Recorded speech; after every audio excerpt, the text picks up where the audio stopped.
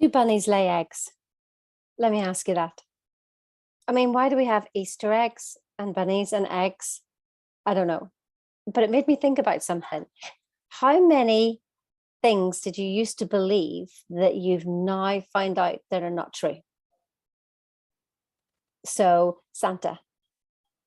I mean, of course he is true for anybody who's watching, who's very young.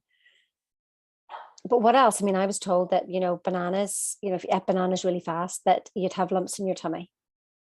What were you told?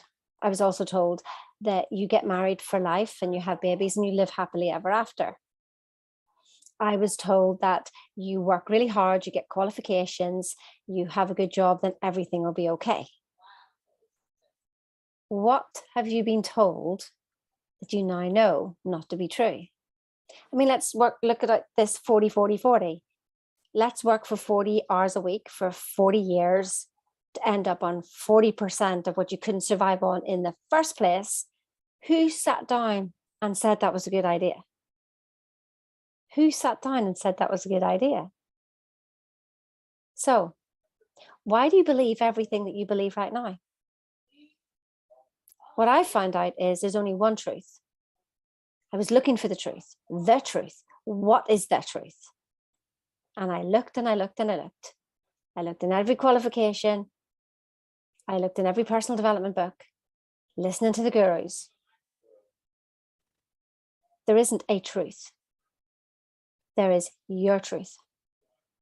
Yes, you who's watching this, there's only your truth. So when you want to be successful, you can literally go through everything and find out, he did this, he did that, he did the other. But there is only your truth. Now, my background is computer programming, a computer science degree. So I know what it is to program. And it's that constant repetition, and putting the same code in and putting the good code in. But what are we doing? You've got coding. You have no clue where it's even come from. I mean, 1 minute, red wine's good for you, then it's not good for you. Chocolate's good for you, then it's not good for you. How many times do you find things out that they're not true anymore?